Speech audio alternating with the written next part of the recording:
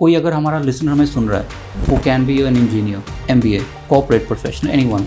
Let's start with something very basic. What exactly is radiology? A radiologist will know what is happening in your heart. A radiologist will know heart attacks, और वो भी किनको? Young professionals, young individuals जो 30 के हैं, 20 के हैं. आपके हिसाब से वाई एक अनमॉनिटर्ड जो फिटनेस फ्रीकनेस आ रही है ना लोगों में, that is the culprit. Same heart मुझे 70 साल तक ले जाएगा अगर मैं बैठी हुई. अगर मैं सपोज रनिंग करना शुरू कर दी तो मुझे शायद 25 साल पे या 30 साल पे ही कोलैप्स कर देगा. we think that I'm young, why do I even need a scan? The simple and the one liner is सारे स्कैन्स करवाने चाहिए. ऐसे भी होंगे, कुछ इंटर्न्स होंगे, कुछ स्टूडेंट्स हैं, सभी के पास they might not have that budget. So अगर कोई ये सुन रहा है और वो बोले यार मेरे पे इतना पैसा नहीं है, मैं नहीं करवा सकता अभी, चाहे इम्पोर्टेंट है, तो What would you suggest? अगर एक MBA और कोई एक मेडिकल फ्रेटर्निटी का हमारा ऑडियंस सुन रहा है आपको, जो एक सिमिलर डायग्नोस्टिक सेंटर बनाना चाहते हैं, so what would be your advice to them? Like, what should they keep in mind?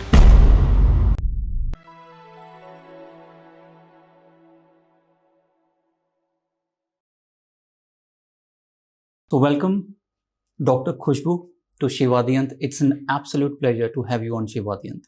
Thank you so much, Kanal. It's completely an honor for me to be here. So. Thank you so much. And we're going to keep this conversation बहुत basic. आज हम अपने audience को, जैसे मैं पहले कह रहा था, कि this is something that all of us would want to know, कि डॉक्टर्स के पास क्यों जाना चाहिए, स्कैन्स क्यों करवाने चाहिए. So I start with something very very basic, कि कोई अगर हमारा लिसनर हमें सुन रहा है, who can be an engineer, MBA, corporate professional, anyone. Let's start with something very basic. What exactly is radiology and why should we even care? All right. So, radiology is one of the branches in medicine. Like over time, the medicine has got segregated. So, once upon a time, there was a general physician who used to take care of everything. Yes. Then, medicine got diversified, wherein all of us took up special specialities. So, you got gynecologists, you got orthopedicians who take care of your bones and stuff. Then, you have cardiologists, you have neurologists. These names are well heard of. Yes. And similarly, we have radiologists. So radiologist is otherwise one of the creamiest branches in medicine, which we take up post our MBBS. So the top rankers take up radiology, and it is a specialty which in a way amalgamates all other specialities. It is a branch wherein we try to see within the body and diagnose issues with respect to every system. So a radiologist will know what is happening in your heart. A radiologist will know what is happening in your brain. A radiologist will know what is happening in your bones, in your muscles, in your joints. So we read what is inside your body through the various scans. So there are various armamentariums like CT scans, MRIs, ultrasounds, X-rays, DEXA, mammo. So all of these are under our domain. And we read them, and like in a way we are the first stop for a patient after they've visited their doctors. So they think something is happening within the body. The patient comes to us, we see within the body to figure out what's happening. We diagnose the issue, and once we've made a diagnosis, then the patient goes back to the referring physician to start the treatment. So that's the entire circle which a patient follows, and that's where we have a role as radiologists. Okay, awesome. So मैं शुरू करता हूँ यहाँ से doctor, कि most of us, we think that I'm young. Why do I even need a scan? So that's the first thought that comes to me, because जब भी मैं स्कैन के बारे में सुनता हूँ, I get anxious, I get fearful, because the moment I think is बड़ी बड़ी machines, MRIs की, CT scans की. So let me ask you this, कि from a radiologist perspective, अगर आप ये लाइन सुनते हैं, I'm young, I don't need to have a scan. From a radiologist perspective, what would you say? Why would someone go to either have a MRI or a CT scan? Something very, very starting point.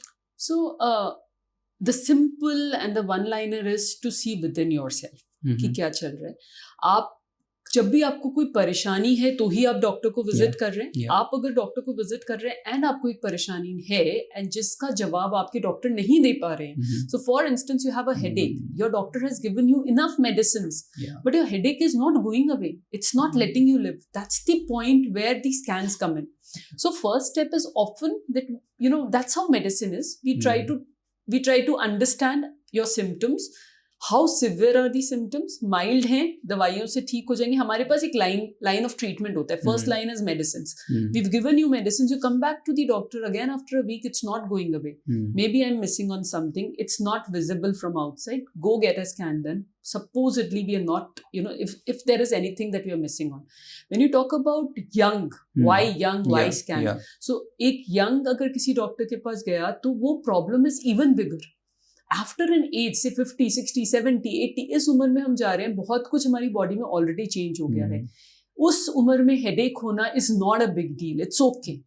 A young person 20, 30 years of age says he has a headache and you know the one thing which I always say is our body whispers before it starts to scream. और जब वो whisper कर रहा है ना, तो बच्चे को उस विस्पर के पॉइंट पे आपने हैंडल कर लिया, वो ठीक हो जाएगा. वो उसने अपना इमोशनल ट्रॉमा थ्रो करना शुरू कर दिया, then to handle that headache becomes a difficult task. So you need scans when the answers are not out and allowed. Scans में डरने की कोई बात ही नहीं है. They are, it's just, you know, you have a इतनी बड़ी body है, उसके लिए इतनी बड़ी मशीन है तो होना वाजिब है. मतलब you know, it does not do justice to this beautiful creation of our body कि इससे छोटी मशीन के अंदर से अगर बॉडी में दिखने लग जाए तो so मतलब यंग हो, that doesn't discount you कि आपको स्कैन नहीं चाहिए. You need it even more. See, at 70 years of age, कुछ diagnose हो भी गया, suppose, कुछ late हो भी गया. Sometimes you are looking at a life maybe 75, 78, you're not bothered. You've done what you wanted to do in your life. At 20, आपको मतलब एक simple एक ligament tear भी diagnose हो रहा है, तो you cannot live with that. The earlier you diagnose it, the earlier it will be treated, the earlier you will be back to action. Yeah, ठीक है. So इसके आगे एक next logical question जो मेरे को आएगा कि okay, now I understand कि मुझे scan करना है, but मैंने ये भी सुना है कि if you do multiple scans in like एक साल में या कुछ कम frequency में, are there some side effects that they should be aware अगर कंटिन्यूएशन में 1, 2, 3 स्कैन 3-4 महीने में करने पड़े? So see, here the concept is of risk benefit ratio, जो सब लोग ही हम हर वक्त बात करते हैं. सो द आइडिया इज आप मजे में तो स्कैन कराने आओगे नहीं. आज मैंने करा लिया, चलो कर फिर रेस्टोरेंट खा के आ जाते हैं. You will not come. So if the scan is being done, it is to give you a benefit of diagnosis. अगर आपने स्कैन करा के वो डायग्नोसिस बना ली, उस बीमारी का ट्रीटमेंट कर लिया, तो that is a bigger advantage to you versus कि उस स्कैन ने आपको क्या हार्म किया.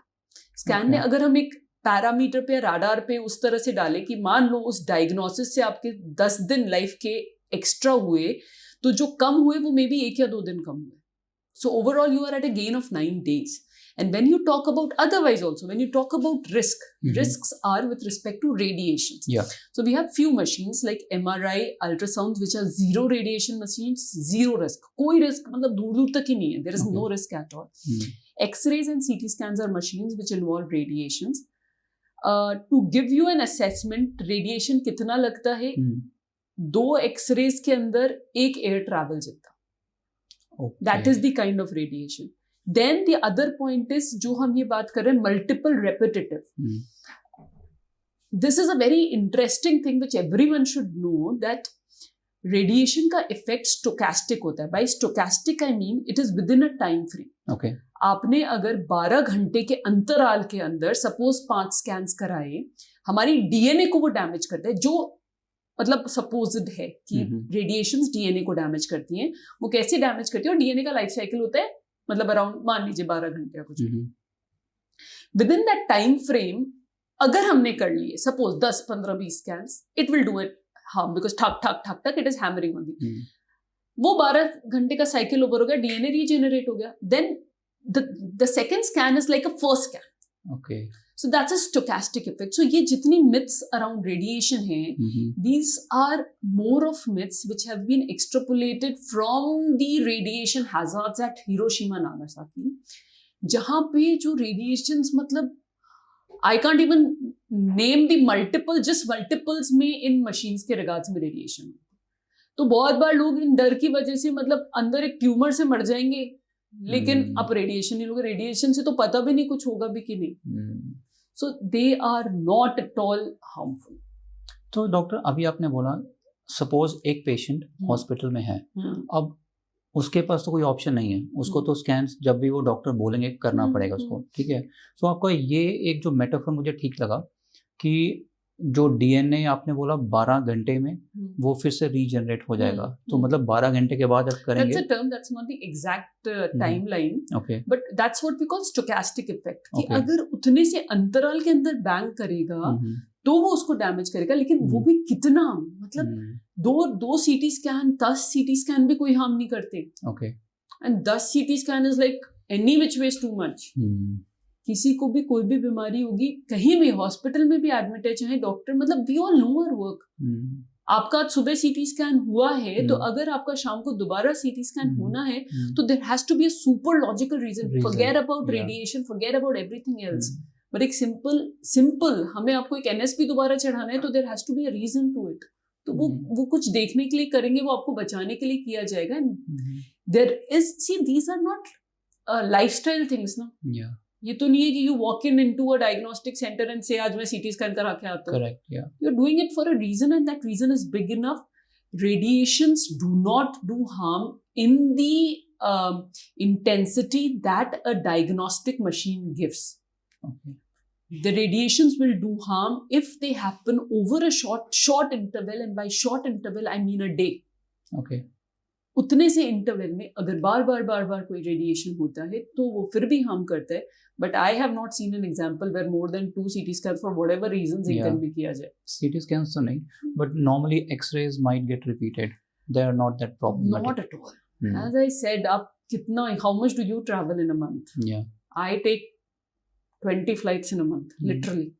तो फिर that exposes me to 30 X-rays flat. Okay, so इसके ऊपर मैं आपने बोला कि 2 सीटी स्कैन्स एक दिन में कोई रिक्वायरमेंट नहीं होती है until there is a special case, right? So मैं इस पे अगर कोई एक ऑडियंस हमारा ये सोच रहा है कि ठीक है, तो मुझे पर डॉक्टर ने कुछ स्कैन्स बोले हैं and I want to know कि क्या वो स्कैन्स सही में ज़रूरत है या कुछ एक्स्ट्राज हैं. So how do we kind of from your perspective, what do you want to share some light on that अगर कोई ऐसे सिचुएशन में है? See, you can always question your doctor. आज के दौर में this is very easy and all of us are open to it. Suppose आज का वो दौर गया कि आपके डॉक्टर ने लिख दिया, आप मुंह बंद करके वहां चुपचाप बैठे रहे उनके सामने, उन्होंने लिख दिया, आप मुंह बंद करके बाहर आ गए, मैं डॉक्टर साहब के सामने तो मुंह खोल ही नहीं सकता था, क्या कहूँगा. We are gone from that part. Age. आज हम लोग all of us are contemporaries. The moment you ask your doctor कि सर आपने एक एमआरआई भी लिखा है, आपने सीटी भी लिखा है, आपने अल्ट्रासाउंड भी लिखा है, can you please elaborate to me what is the reason? The doctor will give you reasons. तो most of the times they will give you, और very honestly they are the best person. Next step can be कि when you reach a place जहाँ पे radiologist, आप उनसे भी पूछ सकते हो कि भाई ये 3 चीजें मुझे करने को कहिए, इनमें क्या अंतर है. क्योंकि एक बहुत कॉमन मिथ है कि देयर इज अ हायरार्की, जो मैं बहुत ऑफन फेस करती हूँ कि डॉक्टर साहब मेरे को तो ना एमआरआई कराने के लिए बोला था, अब आप सीटी भी क्यों करा रहे हो? एमआरआई तो सबसे बड़ी मशीन है, मैंने तो सबसे बड़ी जांच करा ली, now why? So there is no hierarchy, these all act together. कई बार कई जगहें ऐसी होती है कि the information I'll get from a CT scan I'll not get from an MRI. तो वो these things they just add on together, और ज़रूरत होती है तो हम करते हैं. If you don't trust us, you ask us. अब हम बता सकते हैं उस information को process करने के. आज के युग में तो आपके पास बहुत तरीके हैं. मैं आपको बोल रही हूँ कि एमआरआई में मैं मसल टियर देखूंगी, एक्सरे में मैं सीटी स्कैन देखूंगी, या सीटी स्कैन एक्सरे में आई सी अ फ्रैक्चर, या सीटी स्कैन में I calculate a glenoid bone loss. मैं आपको डिटेल्स दे रही हूँ, go and figure it out. You will find that there is a reason why we are doing it. आजकल तो वैसे भी सारे गूगल पे ही देखते हैं. Google ChatGPT, Google even doctor. Easier. Okay, so अब एक सिचुएशन मैंने और बहुत कॉमन देखी है, और ये मैंने खुद भी फेस की है, कि I don't know, there is some stigma और there is some kind of a something, some fear, कि जब हम किसी डॉक्टर के पास जाते हैं, यू नो, और उसने हमें कुछ स्कैन बोला कि करना है कल आपको, अब maybe due to fear, maybe due to less time the doctor gave, most of the people they forget to ask कि हमें स्कैन से पहले क्या चीज़ें मैंडेटरी होती हैं, और शायद डॉक्टर ने बोला पर वो याद नहीं रही. And through this medium I want you to tell maybe a checklist, like कि अगर आपका कल स्कैन है, maybe if you can differentiate, अगर आपका एक्सरे है, या अगर आपका सेकंड सीटी है, या एमआरआई है, तो एक चेकलिस्ट की आपको ये चीज़ें नहीं खानी चाहिए, आपको इस वक्त के बाद खाना नहीं खाना चाहिए. मतलब maybe if you can give some high level checklist about these 3 points starting from x-rays. So see, x-rays usually we don't need any kind of preparation. Walk in जाओ, x-ray करा लो. Okay. अल्ट्रासाउंड, उसमें भी ultrasound बहुत प्रकार के होते हैं. जो अल्ट्रासाउंड होल एब्डोमेन हम करते हैं, उसके अंदर 2 प्रीरिक्विजिट्स होती हैं कि 6 घंटे फास्टिंग में आप पानी पी सकते हैं. That's an important thing we need to know. Milk products या कुछ खाने के पदार्थ नहीं लेंगे. Usually it's a good idea कि थोड़ा सा ब्लैडर फुल करके वहाँ जाएं, क्योंकि यूरिन का प्रेशर होने से अल्ट्रासाउंड बेटर होता है. बट और ये बेसिक इंस्ट्रक्शंस, आप जब भी अगर अपॉइंटमेंट लेके जा रहे हैं तो मतलब जो भी आप डायग्नोस्टिक सेंटर में जा रहे हैं, they will give you these informations. CT scan again we need, in case CT scan 2 किस्म के होते हैं. कॉन्ट्रास्ट के साथ होती है जिसमें हम एक दवाई लगाते हैं. If it is with contrast, again we need 4 hours of fasting. और हमें आपकी कुछ रीसेंट ब्लड रिपोर्ट्स, जो urea creatinine renal function test की होती है, वो चाहिए होती है.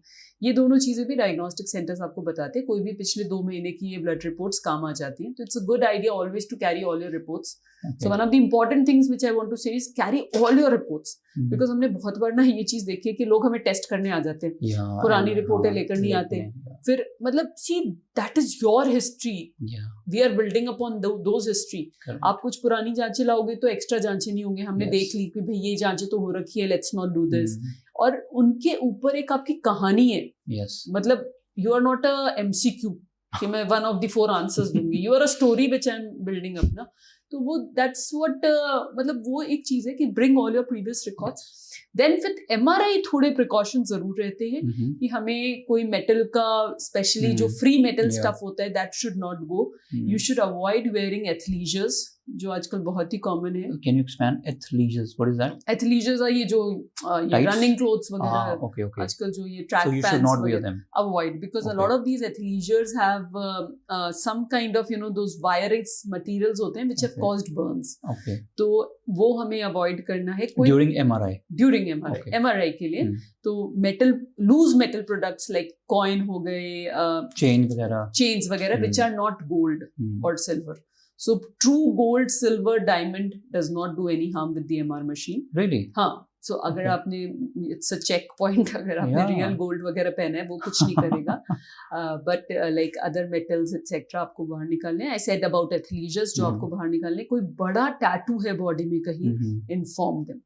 These are few things जो कई बार मिस हो जाती हैं कि आपको लगता है tattoo is not a big deal. Yeah, exactly. My question, like why tattoo? They cause burns. Sometimes जो बिगर टैटूज होती हैं उनके ऊपर when they are pricking, वो कुछ very tiny जो उनका वो जो भी ये dye होता है, that dye has some kind of metal products. तो वो जब MR magnet में जाता है, they've known to cause burns. छोटे टैटूज नहीं करते but बड़े में. एंड इट्स पेस मेकर्स लगे हुए हैं, तो वो आपको इन्फॉर्म करना है. These MRIs usually we have a checklist. तो आप एमआर के लिए कभी भी जाओगे तो वो चेकलिस्ट आपको दिखाई जाएगी. ये हमारी responsibility, this is not your responsibility, this is our responsibility and we make sure. But आपकी responsibility with respect to tattoos and athleisures जरूर है कि अगर आप कंफर्टेबल नहीं हो कपड़े चेंज करने के लिए वहाँ पे, तो try not to wear athleisures and inform about any tattoo. Okay. एक बड़ा बेसिक क्वेश्चन है मेरा आपसे. लाइक बोला ब्लैडर फुल होना चाहिए, and I want to know why, because मैंने ये देखा है, हम डायग्नोस्टिक सेंटर्स पे जाते हैं, और मैं थोड़ी देर में आइजन की भी बात करूंगा कि how you are changing the whole landscape here, but whenever we go to any diagnostic centres और हॉस्पिटल्स, सब बोलते हैं लड़कियों को स्पेशली कि ब्लैडर फुल कर लो, and it is not a good sight to be honest, because they say आपने कर लिया, हाँ कर लिया, बैठ जाओ. It is so difficult to then sit and just hold. So मेरा क्वेश्चन है कि ब्लैडर फुल क्यों करना? I know it might be visibility के लिए, बट कोई दूसरा ऑप्शन नहीं? इतनी एडवांसमेंट हो गई हमारी. नहीं, दूसरे ऑप्शंस तो हैं, फिर आप एमआर करा लो. अच्छा, दिख जाएंगी आपको चीजें. जैसे फीमेल्स में there are other scans like transvaginal scans, वो करा लो. मेल्स में ऑप्शन नहीं है, मेल्स में फिर आप एमआर ही कराओ. See that's a dynamic that we study. आपकी ब्लैडर की कितनी कैपेसिटी है होल्ड करने की. सी और ये प्रॉब्लम हम कई बार फेस करते हैं कि पेशेंट बोलेगा बस इतना ही फुल कर सकता हूँ, मैं अब नहीं करूंगा. दे डोंट अंडरस्टैंड मैं मेरे लिए नहीं ब्लैडर फुल करा रही हूँ, बिकॉज हमें वही इंफॉर्मेशन देनी है. Like specially in males this is an issue that urine retention is very common issue, कि हमारे यूरिन प्रॉपर्ली नहीं पास हो रहा है, बहुत बार पास हो रहा है. Prostate is a burning issue with males which is one of the most common reasons for ultrasound. Problem ही सारी ये हमें बताना ही है कि आपकी ब्लैडर की फुल ब्लोन में क्या कैपेसिटी है. अब वो if you tell me that my bladder is full, I will have to trust you that your bladder is full, and that's what the capacity I write down. अगर आप उससे ज्यादा hold कर सकते थे तो जो आपकी इंफॉर्मेशन जा रही है वो गलत ही जा रही है ना. बट मेरे को पता कैसे चलेगा? कुछ लेवल तक हमें आइडिया होता है कि कभी कोई हमें मुझे अगर सपोज 100 ml में कह रहा है ब्लैडर फुल है, तो we'll tell them नहीं है bladder full, you have to fill it. But अगर 250 पे कह रहा है तो I will trust you कि हो सकता है that's your capacity. How do I know?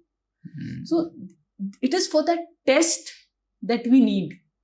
कि वो ब्लैडर पूरा फुल हो तो हम आपको वो measurements they. Number 1 for that, and for visibility of organs, other organs in the pelvic area, because it's all ultrasound.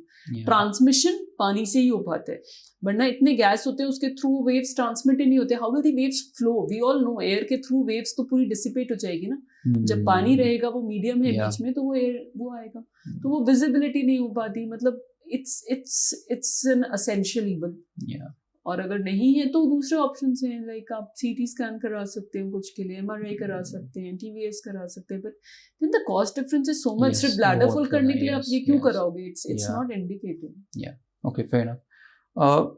MRI पे मैं 2 मिनट रुक रहा हूँ, बिकॉज ये एक बड़ा बेसिक, और मतलब मैंने खुद अपने रिलेटिव्स को देखा है, जब हम एमआरआई की बात करते हैं, एमआरआई सुन के वो डर जाते हैं. इट्स नॉट अबाउट कि उनको वहाँ लेटना पड़ेगा. वो जो मशीन एक क्लॉस्ट्रोफोबिक एनवायरनमेंट क्रिएट करती है, it's a huge machine, it's a noisy machine. इतनी आवाज़ शायद कोई आपके घर के आसपास, और अगर इतनी आवाज़ हो आप उसको बोलोगे भाई बस कर, मैं नहीं यहाँ बैठ पा रही हूँ. सो मुझे एक बात बताओ कि इतनी एडवांसमेंट है, आजकल तो ओपन एमआरआई भी हो रही हैं, तो ये मशीन इतनी बल्कि और इतनी आवाज़ क्यों करती है? So I'll just give you an interesting analogy. You know, Earth is a magnet. Which is a stronger magnet? Earth की magnet या आपके ऊपर जो अभी एक MR की magnet लगी है? Please, honestly, you tell me. जो Earth है. Yeah. This magnet is 60,000 times more stronger than the Earth magnet. Okay, wow. So that's the difference. अब मतलब मैं हमेशा ही कहना चाहती हूँ, बिकॉज सी कई बार होता है कि things come to us on plate, हम रियलाइज नहीं करते हैं. You know that till date इतनी एडवांसमेंट्स हो गई हैं. Has anybody been able to replicate a human body, a human system? No, not even close. है ना, not even close. It's such an integrate system. ये मशीन उस system के अंदर जाके आपकी बॉडी को टॉप टू टो बताने की कैपेसिटी रखते हैं. So MRI is like, you know, it's perhaps one of the most transformative things ever happened in medicine. Doctor, एक और क्वेश्चन मेरा एमआरआई पे है कि आपने बोला this is one of the most transformative thing that has happened so far. अगर आप मुझे थोड़ा डिटेल में बताएं कि एमआरआई मशीन में होता क्या एग्जैक्टली. आपने बोला मैग्नेटिक है, 60,000 more stronger than the earth, and through sound, maybe through sounds or waves, you're trying to find what is inside the body. Exactly, हम वो 30 मिनट ही क्यों, 20 मिनट भी कर सकते हैं, 10 मिनट भी कर सकते हैं. Like is there a reason वो आधा घंटा ही लेटना है या 40 मिनट भी है? नहीं, वो तो वेरिएबल है. So the time frame of an MRI is variable. Some scans, so the way we say it is varying between say 20 minutes to even 1 hour. अच्छा, It 1 घंटा. depends upon कि आपको कहाँ का स्कैन करना है, क्या स्कैन करना है. ओके. तो ऐसा नहीं है कि 30 minutes is a mandate must. अच्छा. एक सीक्वेंस जो एमआर में होता है वो समवेयर बिटवीन 2 to 10 minutes लेता है. सीक्वेंस मतलब एक पूरी रोटेशन? नहीं, बेसिकली जब हम एमआर करते हैं तो एक इमेजेस की सीरीज ऑब्टेन करते हैं. Okay.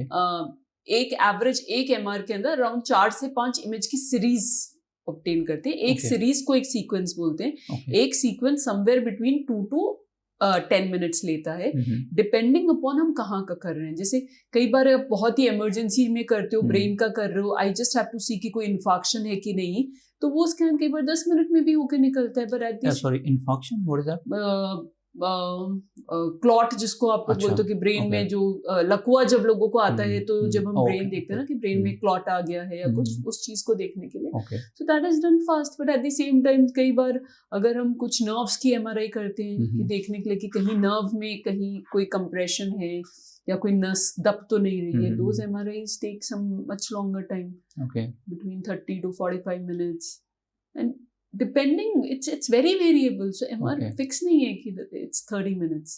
Okay. It's somewhere between this to this, but yes, on an average 15 से 20 मिनट तो bare minimum है. ओके, ठीक है. और जो सीटी स्कैन है, सो आई एम अज्यूमिंग वो उसकी एडवांस स्टेज है एमआरआई के बाद, या दे वो हैंड इन हैंड? नहीं. So वैसे देखा जाए तो अगर हम with respect to invention, CT scan बहुत पहले बन गया था, एमआरआई काफी बाद में बना. With respect to invention, with respect to the technology, MRI is way ahead of a CT scan. Okay.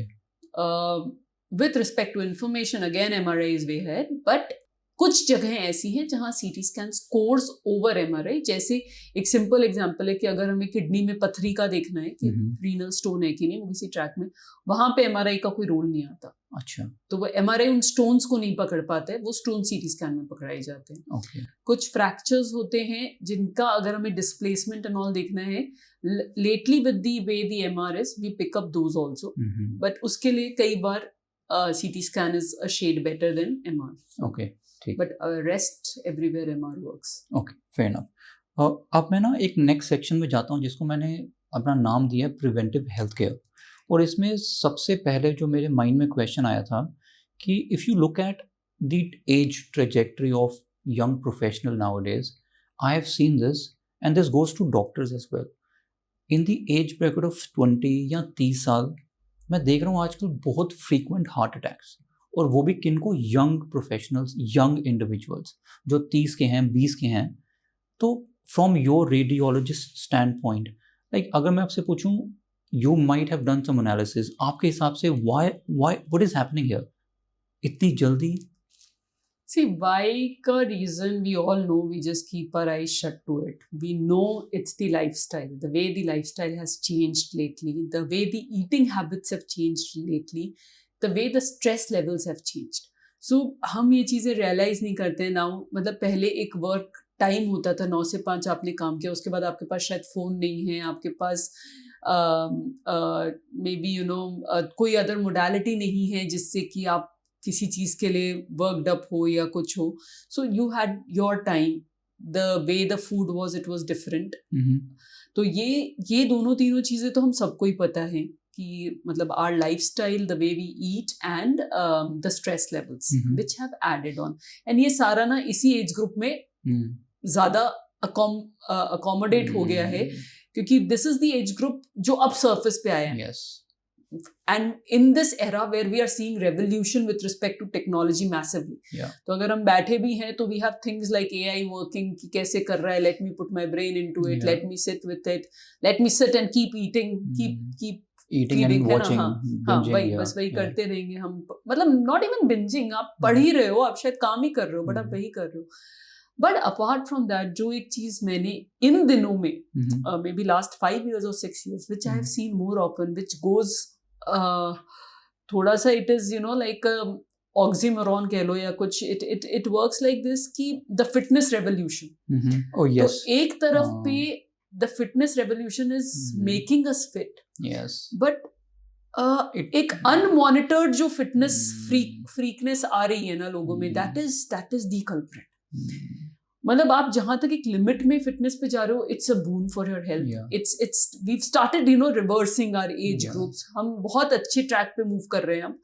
मतलब आज से 5 साल पहले इतना लोग फिटनेस के बारे में बात नहीं करते थे जितना आप बात कर रहे हैं. But at the same time the fitness has gone to an unmonitored level. एक सब सेगमेंट ऐसा है स्पेशली ना ये चीज, ये जो 30 से 40 की जो उम्र वाला ब्रैकेट है ना, वहां एक अचानक से भाई लाइफ लॉन्ग हम बैठे रहे. Till 40 years I am sitting. At 40 years I stand up and I say now I'll start running. And then I run overnight, over day. I don't know what's happening in my body. Yeah, exactly. And that's the point you collapse. क्योंकि शरीर को तो हमने ऐसा बनाया नहीं. Yes. अब अगर शुरू भी करना है तो उसको स्ट्रक्चर्ड वे में शुरू करो. आप बस एक एड्रेनलिन रश के पीछे कि कल उसने 15 किया मैं आज, because I realized I started running myself lately. तो मैंने रियलाइज किया कि वो रश कैसे आता है ना. आई रियलाइज्ड इट्स रियल. कि एक दिन मैं भागी 5, 7 वाले ने कहा नहीं यार 7 तो कर सकते हैं. अरे क्यों नहीं कर सकते हैं, चलो 7 करेंगे. आज मैं 7 के पेस पे भागती हूँ, नहीं 5 के पेस पे भागेंगे. अच्छा भाग सकते हैं मतलब. And then you realize that you have not seen and what you have done to your body. मेरा मसल्स तो पिछले 40 साल तक कुर्सी पे बैठ के खराब हुआ था ना. And how do I expect my muscle to, support me when I'm doing this? How do I expect my heart to support me when I'm doing this? And this is the point where people collapse. उन्हें उस वक्त वो realize नहीं होता. हमारा heart demand supply पे ही चलता है. Yes, exactly. तो जहाँ तक आप बैठे हुए हो, same heart मुझे 70 साल तक ले जाएगा अगर मैं बैठी भी हूँ. I'm just talking about heart. और वही same heart अगर मैं सपोज रनिंग करना शुरू कर दी तो मुझे शायद 25 साल पे या 30 साल पे ही collapse कर देगा अगर मैंने देखा नहीं है what is my basic heart health. Wow. So those checks are important. आप monitored करो, कुछ भी करो, monitored करो. These early deaths are a combination of all of this. कि आपने stress लिया, आपने खाया अच्छा नहीं, आपने अपने आप को वो नहीं किया और फिर आपने आपको झोंक दिया आपने. So that's. डॉक्टर मैं आपने एक बड़ा रेलेवेंट पॉइंट बताया और मैं काफ़ी लोगों को जानता हूँ जिन्होंने अपना हेल्थ ट्रांसफॉर्मेशन के पीछे अपनी पूरी लाइफ ख़राब कर दी है. एंड ये कोई 40 वाले नहीं है, ये 19 वाले भी हैं, ये 18 वाले भी हैं. मतलब if you see their pictures, मतलब मैं भी जानता हूँ कुछ लोगों को, बट उनकी आप पिछली पिक्चर्स देखो और आज की पिक्चर देखो, उस टाइम के जो जब ये फ्रीक बनते हैं, you can't even identify and they kind of take it as a medal on their chest. Yes. And I think जो आपने बात बोली unmonitored, can you talk a little bit more, because ये एक ऐसी सेगमेंट है जिसको ये बताना बहुत ज़रूरी है कि अगर अनमॉनिटर्ड करोगे, अगर टेबलेट्स लेके करोगे, अगर पाउडर्स लेके करोगे, so this is going to be the result that this is where you will land up. You will be no more in about 5 years, 10 years. Sorry to say that, but if you are doing unmonitored, this has happened. Exactly. So this is really a very relevant truth, and this is also because I encounter a lot of athletes. So a lot of national, international athletes, they keep coming to me for various procedures, for their scans, etc. So this thing is most apt for these guys. ये सारे ना मतलब 18, 19, 20 साल के लड़के होते हैं, 25 साल, इन सब, this is the age group and they have to play. अब इनका कई बार यही होता है कि कैसे भी करके हम अपनी बॉडी बिल्ड कर लें, वी कैन शो दैट टशन आउट, ठीक है, एंड वो जोश में, and this is the worst part of all of this is कि ये चीज आपको इमीडिएट शो नहीं करती. सपोज आई डिसाइड कि I want to make my physique, मुझे अपने एब्स बनाने, मसल्स बनाने. आपने खा लिया, पी लिया, कुछ भी कर लिया, ये नहीं होगा कि at an instant it will drop मी.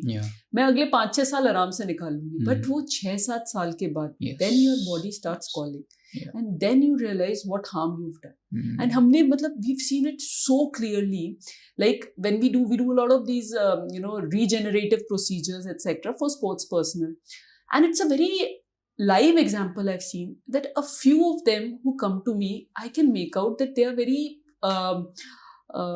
जिसको बोलते हैं सुलझे हुए लोग हैं, है ना, जिनको ये टशन कैरी ओवर नहीं कर रहे. They speak to me, they tell me that madam I'll be doing it this way, is the way you tell me, and then when we do a procedure on them, the results are phenomenal.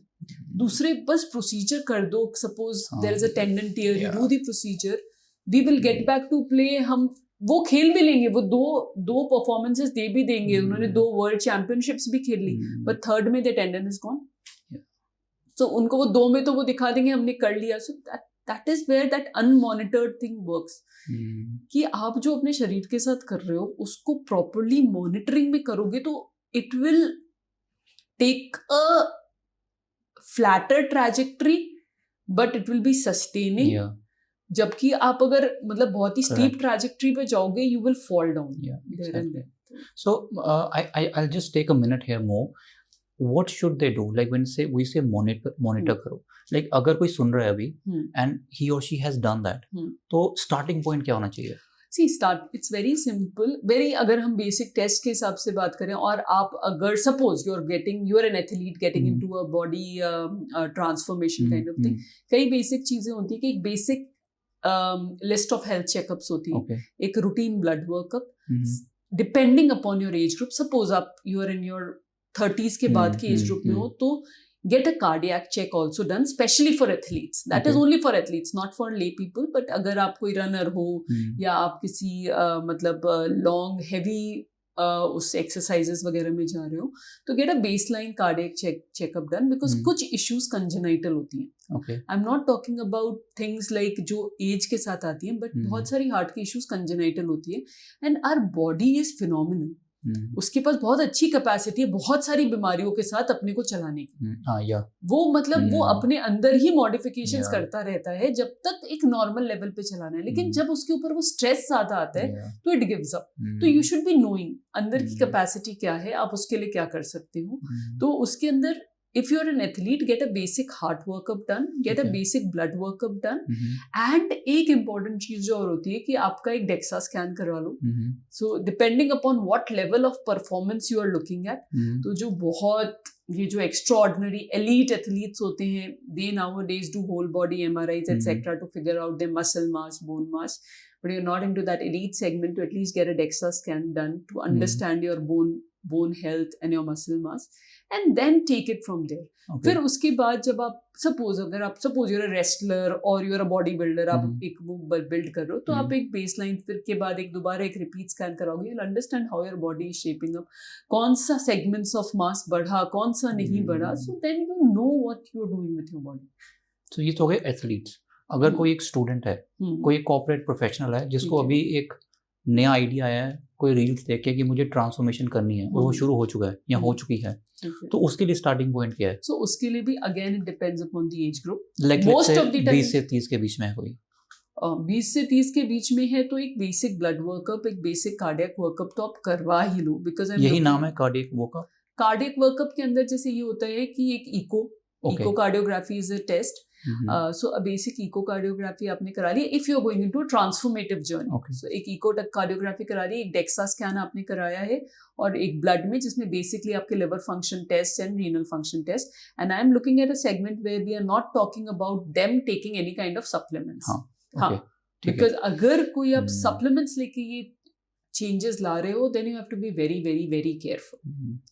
So वो चीज़ आपको ध्यान रखना। ठीक है, आपने 2-3 points बोले जिसमें मैं कुछ पूछना चाहता हूँ आपसे।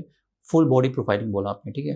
अब मैं जब नॉर्मल जो मेरी नॉलेज है, we are very very clear about कि जब आप एक सर्टन एज पे आ जाओ आपको फुल बॉडी प्रोफाइल करवाना चाहिए, जिसमें आपके कुछ टेस्ट होते हैं, राइट, कुछ स्कैन्स भी होते हैं, आई थिंक स्कैन्स होते हैं, आई डोंट नो, बट कुछ ब्लड तो होते हैं। सो बट मैंने कभी नहीं सुना किसी के पास कि आपको जैसे एक फुल बॉडी प्रोफाइल करवाते हैं, क्या हमें कुछ फुल बॉडी स्कैन्स भी करवाने चाहिए at a young age? And I want to put it like in segments कि अगर कोई 20 से 30 में है तो उसको क्या, अगर हैं तो क्या करने चाहिए, 30 से 40, 40 से 50 and 50 and above.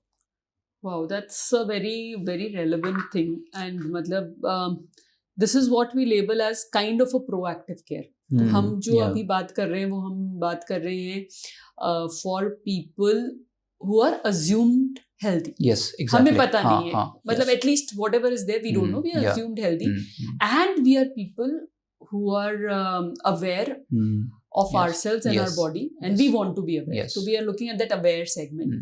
In cases में सी फर्स्ट एंड फॉरमोस्ट इज कि अगर आप इस एज ग्रुप में, like let's talk about 20 to 30 age group, a better way is ki you should understand what's happening in your body. Supposedly there are any kind of alarming signs like some kind of constant headache, fatigue, etc. कोई भी alarming sign कुछ भी है तो my suggestion will be that visit a physician first. Okay.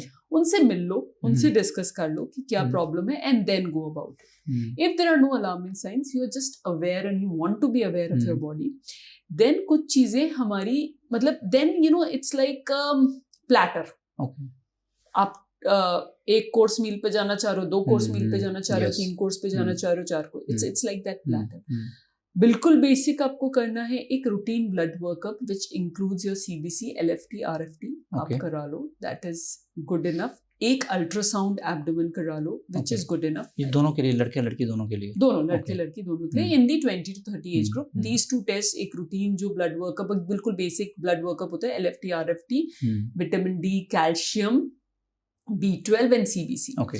So that this covers up for the basic thing. And if you are supposedly completely healthy, एक ultrasound whole abdomen करवा लो. These things suffice. If you have any family risk factor, कोई malignancies की history है family में, कोई cardiac issues की history है, बहुत strong family history है, then basis that family history, these scans need to be tailored. So supposedly there is a very strong history of some kind of an early malignancy in the family. Malignancy, cancer. Cancer की. तो फिर आपको जैसे किसी family में बहुत ही strong history है ब्रेस्ट कैंसर की, तो then the female should get breast mammo and ultrasonography started from an early age. Otherwise हम जो रिकमेंड करते हैं 40 साल की उम्र के बाद तो हर फीमेल को एक ब्रेस्ट अल्ट्रासाउंड और मैमो करा लेना चाहिए. So that is 20 to 30. Now again we come to 30 to 40 bracket. 30 to 40, or in fact I would like to club it 30 to 50. Okay. Because 30 to 50 is one of the most prone ages for all surprises. Oh. हाँ, वो हम terrible 40 कहते हैं and it is true. We see it कि 40 is the age group because हमारा body एक transition कर रहा होता है from you know someone who has all control to where the control is not there. That 40 is an age. तो बहुत सारी ऐसी जिन बीमारियों को हम मतलब टॉलरेट कर पा रहे थे, जिन प्रॉब्लम्स के साथ हम चल पा रहे थे, वो मैनिफेस्ट होने लग जाते हैं. So at this point of time एक मतलब एक 40 years पे the way we say you should gift yourself that package which will include a routine blood workup जिसमें कुछ कैंसर मार्कर्स वगैरह भी होते हैं जो एक पैकेज में हर जगह ही मिल जाते हैं. एक ultrasound abdomen for both males and females, for only females a mammogram and a breast ultrasound. वो ऑर्डर क्या है फीमेल्स के लिए? Ultrasound and then mammographs? Ideally both. Okay, ideally both. Sometimes आप जहाँ जाते हो वो आपको गाइड कर देते हैं कि मैमो इस क्लियर करने की जरूरत नहीं है, but ideally you should do both an ultrasound and a mammogram. और फॉर पीपल हु आर मतलब जिनका बिल्कुल ही क्लीन चिट है with respect to cardiac, they may not go, but मेरा सजेशन रहेगा कि एक इकोकार्डियोग्राफी एंड एक कैल्शियम स्कोर जिसमें आपके हार्ट का कैल्शियम बर्डन पता चलता है. सो दैट एट 40 years एक ये पैकेज आपको कर लेना चाहिए. तो this clears you with respect to your heart, this clears you with respect to your abdomen. एक DEXA scan which will tell you your bone density right now. So DEXA, ultrasound, calcium scores and echo and a blood workup. At 40 अगर आप इतना कर रहे हो तो it covers up I mean most of the things. Beyond that अगर आपकी कोई फैमिली हिस्ट्री है कि कोई बहुत ही strong family history of some cancers और something, then nowadays we are coming up with things like whole body MRI which you know just gives you a look into whatever is inside your body.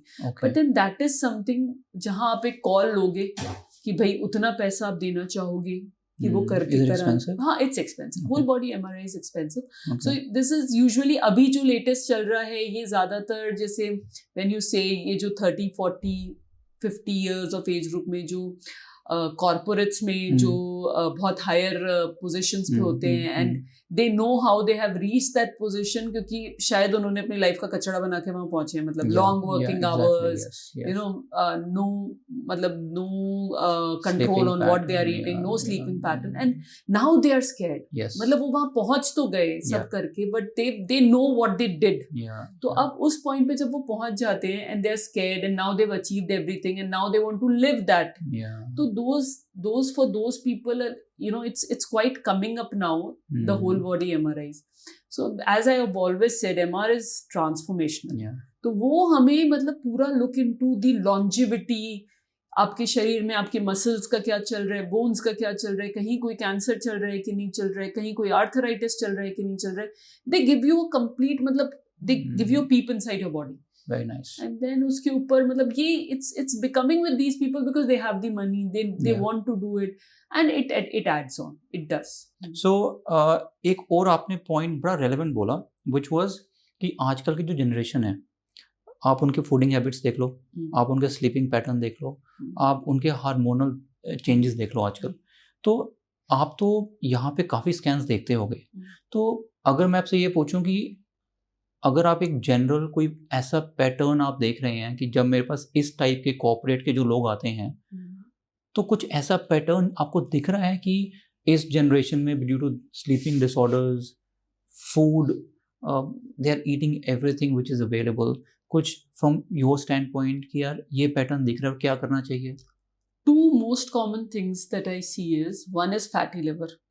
Fatty liver. हाँ, तो भाई मतलब I am surprised कि मतलब 20-25 साल की उम्र में I have started seeing fatty livers. मतलब it is literally surprising for me. It does not happen like that. So that's all because of, and you know, we always say this also, liver is a very forgiving organ. तो मतलब आपको बहुत मेहनत करनी पड़ती है उसको खराब करने के लिए. वो ऐसा नहीं होता है कि आपने एक आध दिन कुछ किया और वो खराब होगी. Liver is literally a very forgiving organ. आप मतलब that means you have done bad to it. वो हमें बहुत ऑफन दिखता है. PCOD in females, it's become rampant.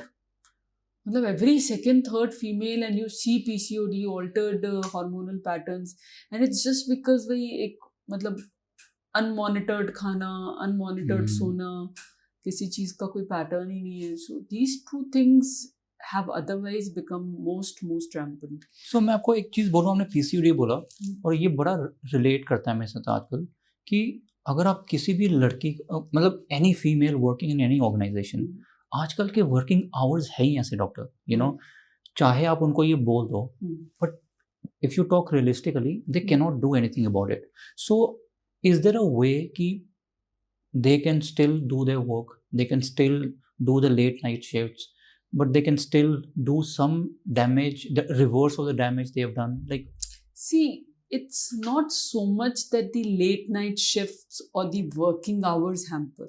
Achha. It is the way we, you know, try to create an atmosphere to allow those hours. Like, I'll give a simple example.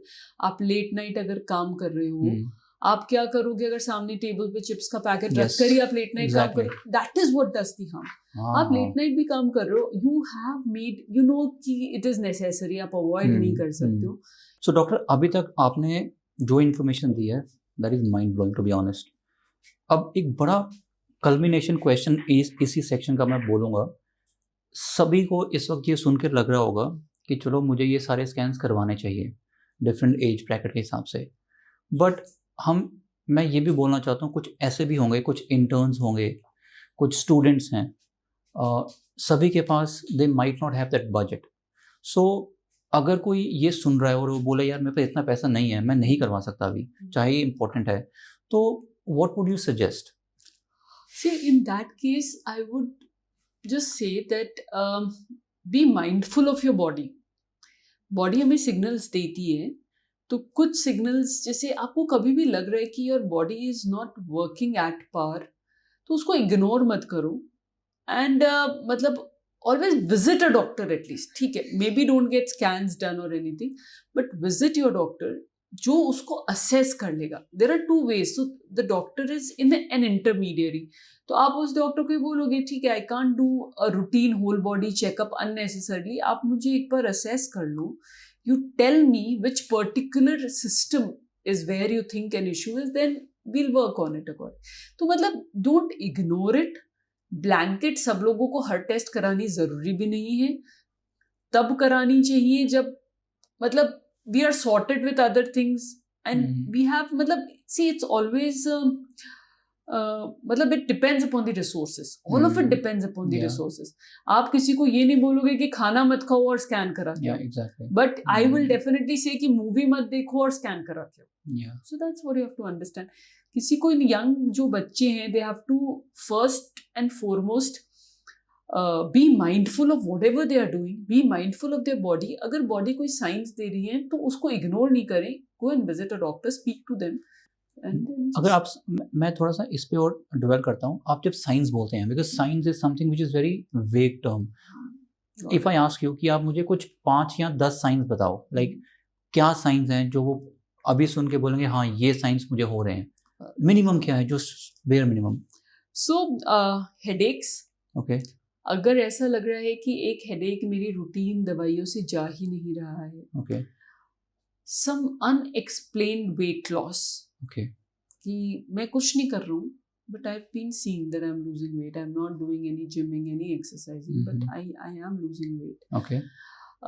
For females, if their menstrual irregularities are very often, Okay. उन चीज़ों को कभी भी आपको आपकी body के अंदर कोई एसिमेट्री दिख रही है कि मेरा एक हाथ कम काम कर रहा है. ओके. है ना. मैं पहले तो यार बहुत ही सही खेल लेता था, इससे अभी अचानक से कुछ दिनों से मैं इस पैर को घसीट के लेके जा रहा हूँ. आई डोंट नो. सो ये कुछ एसिमेट्रिकल, बिकॉज हमारी बॉडी में सब चीज दो है. कहीं भी आपको कुछ एसिमेट्री लग रही है, then don't ignore it. And if at all you think कि जैसे मैं रात को, एक 20-30 साल की उम्र का बच्चा है, तो मैं रात को सोने जा रहा हूँ, मुझे नींद नहीं आ रही है, या मेरे को 5 या 6 बजे ही मतलब I have to retire from my day. So these are few very standard simple signs where you need to take help and figure out कहीं ना कहीं कुछ शरीर में कोई सिस्टम ऑफ है जो ये कर रहा है. Okay, fine. और इसके ऊपर मैं एक और चीज़ पूछता हूँ. कोई एक सिंपल टूल किट अगर मैं आपसे पूछूँ for maybe for daily health, maybe it can be a breathing practice, maybe it can be a quick desk stretch, anything that you want to suggest जो कर सकते हैं.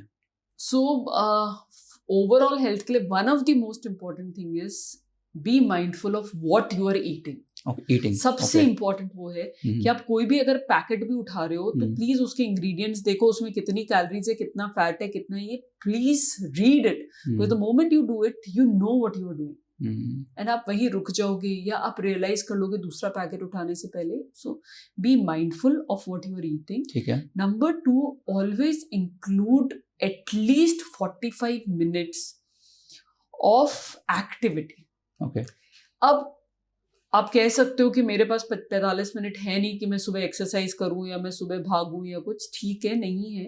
आप अपने डेली में वही आप 1 घंटे बैठे हुए हो, 1 घंटे के बीच में आपने 5 बार ब्रेक ले लिया है, 5 एक घंटे के इंटरवल पे. ठीक है. 5 मिनट के लिए वॉक अराउंड, जहां भी है, do a brisk walk around rather than sitting and talking. Phone पे बात कर रहे हैं तो वॉक अराउंड, चल के बात कर लो. मतलब 45 minutes of serious mobility should be there. वो मोबिलिटी ये नहीं कि यार मैं अभी मतलब काम के लिए मैं एक रूम से दूसरे रूम गया. 45 मिनट्स जहां आप एक्टिवली सोच के मूव कर रहे हैं कि अच्छा मैं 5 मिनट की वॉक के लिए जा रहा हूँ भले ही. तो that 45 minutes of walk and mindfulness of what you are eating. ये दो चीजें they make a significant difference to. They will help you with a lot of things. Okay, fine. So now I'm going to move to something which I call the human side of radiology. और मैं ये क्यों कह रहा हूँ? Because if you think about it, you are the first point of contact or first people to look at anyone's report. And sometimes वो report अच्छी नहीं होगी. So how do you handle that responsibility कि you have to disclose that? Maybe you're not the referral doctor. Maybe because क्या होता है कि if I am coming to you for a scan, जब जैसी वो रिपोर्ट आएगी मेरे माइंड में रहेगा यार क्या है पूछूं क्या है. So how do you handle that responsibility? Well, that's indeed a tricky situation. But somehow as doctors we've learned it. मतलब हम डेली में मतलब that's a bad or good part of our profession. मेरे को यहाँ पे मतलब मैं सुबह से शाम तक भी रहूँगी, जब भी रहूँगी 90% लोग ऐसे ही आएंगे जिनको कुछ ना कुछ प्रॉब्लम्स हैं. And somehow that's a part of our life. मतलब कई बार मुझे लगता है कि होपफुली मैं किसी से स्माइल करके बात कर पाऊँ, तो शायद आप वो भी नहीं कर पाते हो बिकॉज जो आपके सामने है they are suffering from something और the other. And yes, it's our responsibility, and that's how we have to break it out. कोशिश करते हैं, मतलब when I'm talking, it's I cannot hide it from them कि क्या चल रहा है, and in whatever simpler terms. And yes, that makes me tell you that is where Aizen came from in a way. क्योंकि मैंने ये चीज ना बहुत ऑफन देखी. अब हम डर जाते हैं, मेरे को कुछ हो गया, पहले तो मैं जाऊंगा नहीं स्कैन कराने, कुछ निकल गया तो मैंने करा लिया स्कैन, अब ये निकल गया, अब है ना, अब क्या होगा, मतलब लाइफ वहां रुक जाती है सबकी.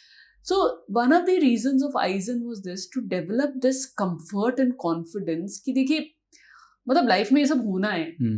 And मतलब that's what I tell all my patients. See, you've come here for a problem to be diagnosed. मिल गई है प्रॉब्लम, अच्छी बात है. आप ये ट्रस्ट करके रखो कि मिल गई है तो वो ठीक भी होगी. There is a phase जहां आपको मेहनत करनी पड़ेगी अपने ऊपर, आपकी फैमिली को आपके ऊपर मेहनत करनी पड़ेगी. बट मतलब मुझे ये लगता है कि once you start on that journey, and you should always trust that there are people behind जो यही, जिनका काम ही ये है, और who are living for this. And मतलब चीजें ठीक होंगी. भगवान, and there were भगवान आते हैं, and that's how he is, कि ये सब माध्यम है, and आप इस ट्रैक पे चलना शुरू करो. Everyone has to walk that track. And it's like we often say that it's a hiccup in your normal going life. आप strongly इसको देखोगे, you will get over it. So that's मतलब I try to keep telling my patients कि देखो ये problem आ गई है, don't worry, आपको diagnosis मिल गया है. It's not that it's going to be a very easy and a floral journey, but all I can assure you is कि अगर आप उस journey को निकाल गए तो आगे life आपको वापस ऐसी मिलेगी जहाँ पे छोड़ी थी. Exactly. और मैं normally ये बोलता हूँ कि आपको इस टाइम पे थोड़ा पेन होगा, you will have some trouble, that's for sure. But अगर ये पेन नहीं झेलोगे अभी, तो पूरी लाइफ वो झेलते रहोगे. Agree. So you have to figure out कि कौन सा पेन मेरे को झेलना है, कम टाइम या लंबा टाइम. So मतलब बिल्कुल, मतलब that's how it is. And ये चीजें inevitable हैं. मतलब this is our body. ये होनी है. मतलब हर जगह, मतलब एक छोटी से छोटी मशीन खराब होती है, आपका फ्रिज खराब होता है, टीवी खराब होता है, तो ये होना है. But we have good mechanics around, can be. और डॉक्टर, अभी आपने आइजन का नाम लिया, so let's talk a little bit about that. सो मेरा फर्स्ट क्वेश्चन ये है कि 4 साल पहले जब आपने आइजन बनाया, and I think now I can say that, and I usually come here with my mother for any scans, कि when you set out to build this, क्या गैप्स क्या देखे थे आपने? You would have some thoughts कि मैं इसलिए शुरू कर रही हूँ ये Eisen. So, well, that's something that gets really close to my heart. See, as radiologist क्या होता है कि ये जो setups होती हैं diagnostic centers, काफ़ी often हमने देखी, they were run or driven by business people. Now there is a difference between a simple example which I almost always quote is कि a restaurant run by a chef. तो जब एक chef अपना restaurant चलाता है, वो खाने में क्या डाल रहा है, प्लेट में कस्टमर्स को क्या सर्व कर रहा है, मतलब there is a beauty in everything. और वही अगर शेफ को आपने एम्प्लॉय किया है, वो शेफ अंदर खाना बनाएगा, may be he is a Michelin star chef, but वो अंदर खाना बनाएगा. उसको फर्क नहीं पड़ रहा है कि बाहर कोई कस्टमर उस खाने को क्या कर रहा है. They are just bothered about their salaries sometimes.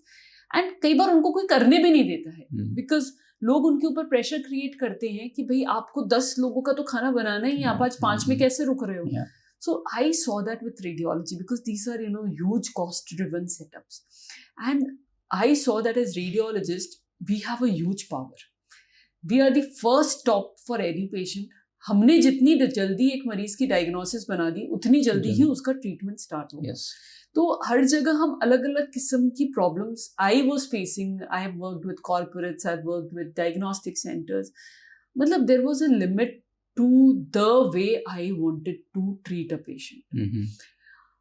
और ये भी था कि हम कभी उनको, मतलब हम अपने उन रिपोर्टों को बनाने में ही रह जाते थे, which is actually not our work as much. तो with Eisen the idea was कि रेडियोलॉजी शुड फ्लरिश, और मतलब एक बहुत simple example I can quote is कि क्या होता है कि जो डायग्नोस्टिक सेंटर्स है ना, वहां पर लोग पर्चा लेकर आते हैं कि मेरे को शोल्डर का एमआरआई कराना है। पर्चा रिसेप्शन पे गया, शोल्डर का एमआरआई कराना है, पेशेंट मशीन में घुसा, शोल्डर का एमआरआई हो गया, पेशेंट बाहर निकल गया, शोल्डर का एमआरआई रेडियोलॉजिस्ट के पास चला गया, रेडियोलॉजिस्ट ने शोल्डर का एमआरआई देख लिया और रिपोर्ट कर दिया, ठीक है। Patient is not a commodity off shoulder MRI. आपकी प्रॉब्लम क्या थी? आपकी प्रॉब्लम थी शोल्डर में पेन। आप मेरे पास इस जवाब के लिए आ रहे हो कि मेरे शोल्डर में पेन क्यों है। आप मेरे पास ये तो कहलवाने नहीं आ रहे हो कि मेरा शोल्डर एमआरआई नॉर्मल है कि नहीं। Now that shoulder pain can come from multiple things. A shoulder pain can come from your cervical spine. A shoulder pain can be an issue of your muscles. मतलब there are multiple things behind it. Now with Eisen, the idea was that I need to answer the patient's cause of shoulder pain. Very nice. तो मुझे मेरे हर मरीज का पता होना चाहिए कि अगर मरीज यहाँ पर आ रहा है वो क्यों आ रहा है। So those kind of efforts we take. मैं, मेरी टीम पूरी, हम लोग एक मरीज से समझने की कोशिश करते हैं कि वो क्यों आ रहा है। At the same time we speak to our referring doctors जिनके थ्रू आया, तो उनसे हम समझने की कोशिश करते हैं। बिकॉज सी ये एक जने से सॉल्व होने वाले पजल्स हैं नहीं। So when we work in coherence, when he has examined, I may not have the capability to examine as well. So he or she has examined. They say कि नहीं, हमें यहाँ से generation ज़्यादा लग रहा है, but यहाँ confusion है. And then we speak to each other, and then we figure out an answer rather than just stamping कि भाई shoulder normal है. You may tell me मैं क्या करूँ, मेरा shoulder normal है, मेरा pain तो गया नहीं ना. I need to get an answer to that. मेरे को खुशी नहीं हो रही है कि मेरा shoulder normal है. मतलब I need to feel so. That is where Eisen came from, so that and ये freedom आपको, you know corporates better, so you know corporates don't give you that freedom. आप किसी और के लिए काम करते हो, again you don't get that freedom. And very honestly मैं ये भी कहूँगी कि जब मैं अपने लिए काम करती हूँ, मुझे ये चीजें किक भी देती हैं। किसी और के लिए आप भी 9 से 5 ही काम करते हो, वही ठीक है करके निकल। So the entire idea behind Eisen was to give that bespoke radiology, to bring radiology to that idea where, you know, we are working with the team to give an answer. And apart from that, one of the other things was to build an environment जहाँ पे ना मैं एक बहुत ही Orthodox business family को belong करती हूँ। तो ना हमारे घर में तो ऐसा हिसाब किताब था कि भाई अस्पताल गए हो तो घर आके नहाना है। वो हम अभी भी करते हैं। अच्छा ठीक है। तो मुझे लगता है चलो फिर ठीक है। मेरे को लगता है इतना आप अस्पताल को ऐसा अछूत सा जगह बना दिया है कि भाई अस्पताल गए हो तो हमें नहाना है। My idea behind Eisen was another this कि this should be a place यार, आप घूमने में जा रहे हो, व्हाट्स द बिग डील। आप you are going for a health checkup. आपको ये फीलिंग नहीं आनी चाहिए कि मैं आज अस्पताल जा रहा हूँ तो मैं मंदिर जाके टीका लगा के अस्पताल जाऊँ और आके फिर मैं नहाऊं।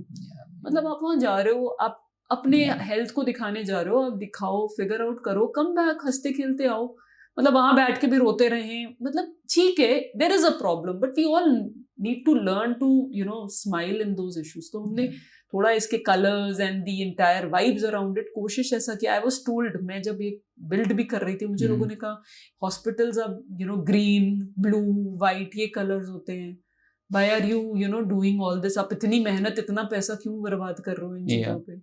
बट मेरे को यही था कि यार ऐसा नहीं है, आप एक बड़ा पार्ट यहाँ बैठो आराम से, यू कैन टॉक, आप हंस सकते हो, साथ में हंसो, बी कॉन्फिडेंट कि ठीक होके निकलोगे यार। And I want to ask you this कि व्हेन अगर एक MBA, बिकॉज मैं MBA इसलिए बोल रहा हूँ because they are entrepreneurs, most of them are, और कोई एक मेडिकल फ्रेटर्निटी का हमारा ऑडियंस सुन रहा है आपको, जो एक सिमिलर डायग्नोस्टिक सेंटर बनाना चाहते हैं, so what would be your advice to them? Like what should they keep in mind to open a center like this? See, one of the best ways is ki if an MBA and doctor can come together with a good bandwidth, then that combination is lethal. I'll be honest कि as a doctor, मेरी जो capacity है एक business को drive करने की शायद उतनी ज्यादा नहीं है, करेक्ट, और जितनी एक MBA की है, but the frequency should match. Absolutely. तो अगर आप एक यू अंडरस्टैंड कि जो डॉक्टर काम कर रहा है वो काम एक कमोडिटी ड्रिवन है, बिकॉज यहाँ पर ना it's not a very standard cliché startup और एंटरप्रेन्योरशिप है ना, यहाँ पे ह्यूमन इमोशंस इन्वॉल्व है. दिस इंटायर इस पूरे गेम में एक ह्यूमन इमोशंस इन्वॉल्व है. आप मतलब very honestly I will say कि मैं ना आज ये बात कर भी नहीं पाती हूँ कि ना आइजन ने कितना कमाया, हम इस टर्म्स में बात ही नहीं कर सकते हैं.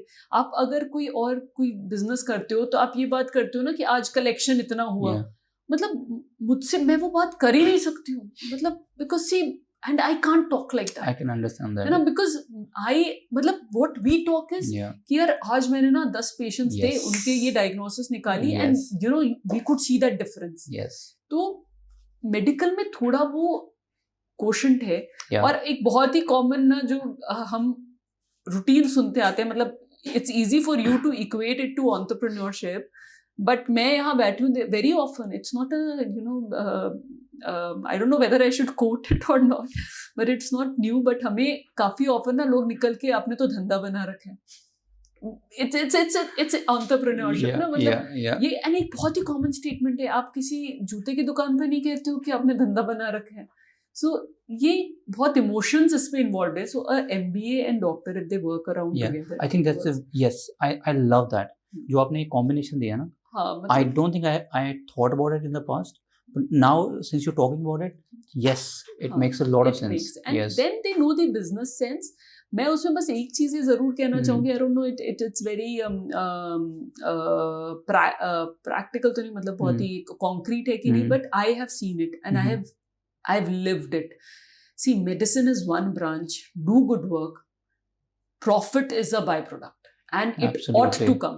आपको बाकी जगह नहीं, मैंने जो चीज़ नोटिस की है, बाकी सारी एंटरप्रेन्योरशिप में आपको कैलकुलेशंस करनी पड़ती हैं कि ये मैं इतना इनपुट डालूँ, इतना आउटपुट डालूँ, आपको हर किस्म की कैलकुलेशंस करनी है. With medicine, I have realized and I've seen that journey for myself. मतलब from a time जहाँ हम, because this is a huge investment, it's extraordinary huge investment. तो आप बहुत शुरू में पैनिक करना शुरू करते हो कि भाई रिजल्ट्स नहीं आ रहे, हम कहाँ से पैसे लगाएं, कहाँ से पैसे लाएं. बट मतलब मैंने ये चीज़ एटलीस्ट अभी तक तो देखी है, मेडिसिन इज रिवॉर्डिंग. ये चीज़ें अपने आप ही आती हैं. आप सही काम कर रहे हो तो आपकी पोजीशनिंग, आपके प्रॉफिट, आपके टर्नओवर, ये सारे बाय प्रोडक्ट्स हैं. they inevitably come. Very nice. And I really like the thought and I can relate it so much because जब आप एक स्टार्टअप शुरू करते हैं ना, if you just keep in mind the money flow has to come, you are at a point where you get really very easily, you get to a point you start to you think I'm not good enough, ये नहीं हो रहा मेरे से, ये पैसे नहीं आ रहे हैं, मैंने सोचा था ये होगा, ये नहीं होगा. So I can absolutely relate with that line. And वहाँ पर आप गलत मीन्स शुरू करना शुरू करते हो उन चीजों को ब्रेक इवन करने के लिए, and that's where you falter and everything dumps down.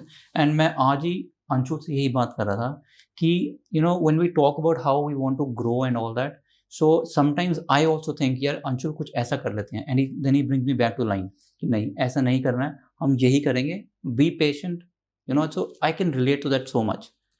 So doctor एक बड़ा इसके साथ एक बड़ा कॉमन क्वेश्चन है, एक women factor. When you bring in a combination entrepreneurship, healthcare, you bring a women in the center of things. So there has to be a lot of challenges that will come automatically. What were your challenges? So for this I would say that you know challenges make you strong. Yes, absolutely. तो मैंने जब as a female study, I had a good backup. My husband supported me a lot. My parents supported me a lot into all this. अकेले तो मेरे लिए खैर any which ways possible ही नहीं था ये सब. So that's why we could do it. And but मुझे nevertheless this factor was always in my mind कि I'm a female. और मुझे बस that factor कि इसलिए मुझे ज़्यादा मेहनत करनी है, वो चीज़ भी थी कि मुझे करनी है, and that helped me, you know, work more. Having said that, yes, जो stereotyping है हम face करते हैं कि ना, मतलब बहुत ऑफन फेस करते हैं. किसी ने बोला कि आपसे नहीं हो पाएगा ये? हाँ, ये तो नॉर्मल है, ये तो मतलब आपसे नहीं हो पाएगा unless proved otherwise. It's how it is. So मतलब that's and not many मतलब अब तो बहुत लोग and we have all examples where people are doing, but all of us have our set of challenges. मतलब with females एक stereotyping जो मैंने देखा वो बहुत common है कि मेल्स को फीमेल बॉसेस पसंद नहीं आती शायद. Absolutely. ये Tell me about it. Yeah, exactly. तो ये कई बार हम ये चैलेंज जरूर फेस करते हैं. But there are different segments. तो मेरे यहाँ पे मेल्स हैं, फीमेल्स हैं. There are some males who are like phenomenal. मतलब जिनके बिना तो मैं एक कदम आगे नहीं बढ़ा पाऊँ. तो मतलब it's all a mix bag. इतना भी मुश्किल नहीं है फॉर फीमेल्स जितना हम सोचते हैं. थोड़ा it's all in our mindset. And I'm glad you're saying that you're breaking a lot of stereotypes by saying that. हाँ, ये मैंने realize किया. मेरे को लगा females, you know, we have push factors more than males. Yes. So मतलब मुझे पता है कि मुझे इतने समय में ये काम करके घर भी पहुंचना है और मुझे ये भी करना है, और वो push मुझे थोड़ा stronger बना देते हैं चीजों के लिए. And just to conclude this, doctor, if I ask you, what are your, like, how do you envision? What's your vision for Aizen? For in the next maybe 5 years down the line? Because मैं इसलिए पूछ रहा हूँ because I have seen this कि अभी तक नोएडा में आप जितने भी, and I forgot to mention this because आपका ये सिर्फ एक diagnostic या imaging नहीं है. There is intervention as well, right? Which is very less in Noida, you know. So what's your vision? Like, where do you want to see this growing? So with Aizen, the vision is that it should be the one-stop place for, you know, everyone for a diagnosis.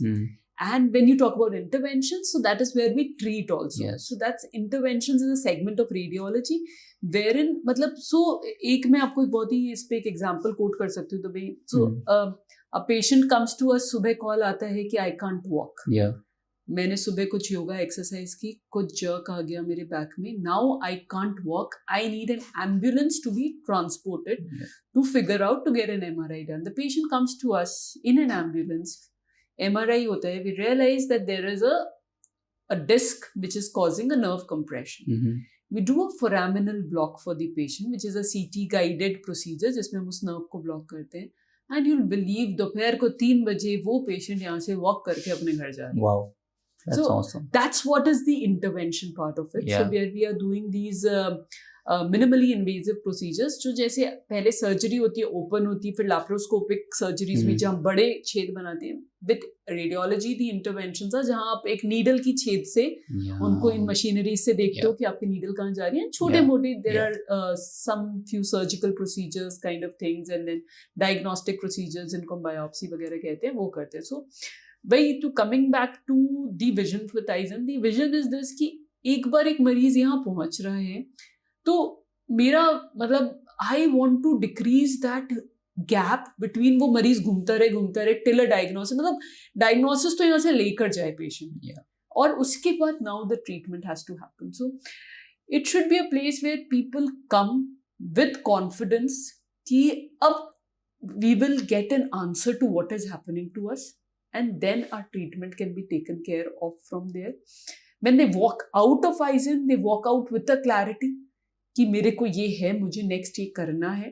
वो फिर भी मतलब उस दुविधा में नहीं रहे, अब मैं क्या करूँगा, अब मैं कहाँ जाऊँगा, अब कैसे होगा. So and to make it as, you know, one of the places where people want to come back. So medicine में हम जरूर ये कहते हैं कि आपको दोबारा आने की जरूरत नहीं पड़े, but I want Aizen to be a place क्योंकि आप preventive के लिए आओ, आप दिखाने के लिए, आप मुझसे मिलने ही आओ.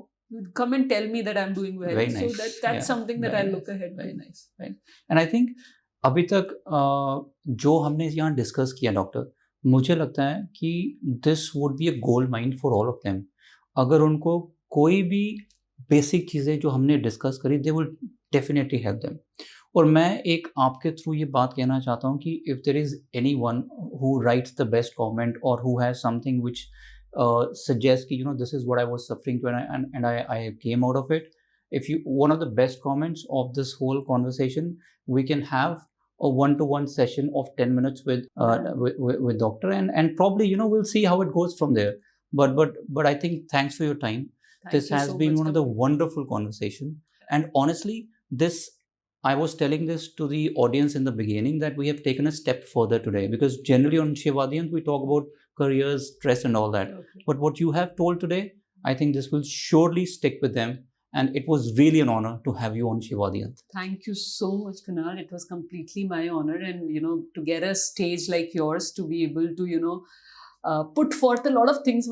I kind of poured my heart out in a few things, and to get it to the community, the audience, the students. That's where I want this to reach out. Yeah. This is a fraternity, and thank you once again. Awesome. So please go ahead and comment. And as we said, the best comment will have a 10 minutes free session with Dr. Khushbu, and I think you're gonna love that. So take care. Until next time, signing off.